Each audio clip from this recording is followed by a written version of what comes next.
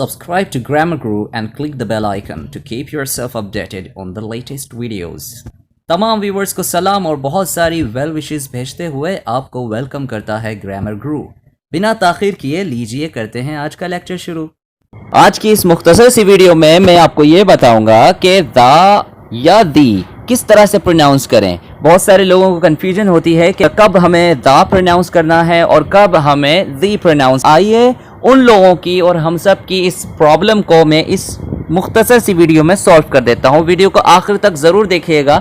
इसमें 3 बातें बुनियादी तौर पर हमें जाननी है और समझनी है। वो वर्ड्स जो कॉन्सोनेंट से स्टार्ट होते हैं उनसे पहले हम दा लगाते हैं। वो वर्ड्स जो कॉन्सोनेंट से पहले स्टार्ट होते हैं और कॉन्सोनेंट्स का ही साउंड देते हैं उनसे पहले हम दा लगाते हैं।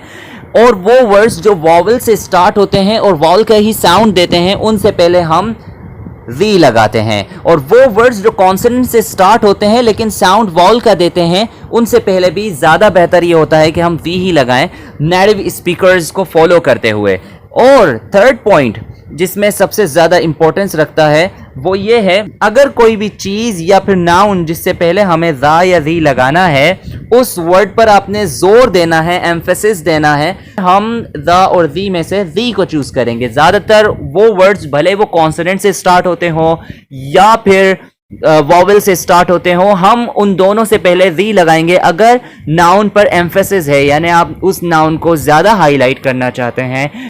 तो 3 बातें मैंने आपको इस वीडियो में बताई। नंबर 1, अगर वो वर्ड वॉवल से स्टार्ट होता हो और वॉवल का साउंड देता हो तो वी लगाएंगे। अगर वो वर्ड कॉन्सोनेंट से स्टार्ट होता हो और कॉन्सोनेंट का साउंड देता हो, वॉवल का साउंड ना देता हो तो फिर दा लगाएंगे। लेकिन कोई भी वर्ड जिसको आपने ज़्यादा एम्फेसिस के साथ बताना है उसके साथ आपने वी लगाना है। This is actually the correct pronunciation of the and the depending upon the following word.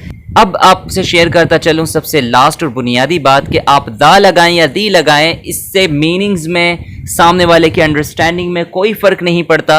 But ये वो तरीका था जो मैंने आपको बताया, जिसको जो अखज़ किया गया है, जो एक्सट्रैक्ट किया गया है नेटिव स्पीकर्स के वे ऑफ स्पीकिंग से। ये कॉमन तरीका है। ज़्यादातर नेटिव स्पीकर्स जो हैं इसी तरीके को फॉलो करते हुए दा दी बोल रहे होते हैं डिफरेंट ओकेजन्स पे। लेकिन आप दा बोलें या दी, लेकिन ज़्यादा बेहतर ये कि आप प्रैक्टिस करें, ज़्यादातर इसी तरीके को अपनी कॉन्वर्सेशन का हिस्सा बनाएं। और इन केस बाय मिस्टेक अगर आपने दा या दी कहीं यूज़ कर लिया, it's not a big deal in English language. Thank you. इस वीडियो को लाइक करें, कमेंट करें ज़रूर आपको ये वीडियो कैसी लगी है, और शेयर करें दूसरे इंग्लिश लवर्स एंड लर्नर्स के साथ। अगर कोई भी पॉइंट या लेक्चर का कोई भी हिस्सा आपको समझ नहीं आया या आपको किसी और ग्रामर टॉपिक को समझने में गुरु की मदद दरकार है या फिर इंग्लिश ग्रामर से रिलेटेड कोई भी सवाल है, आप नीचे कमेंट बॉक्स पर लिख दें।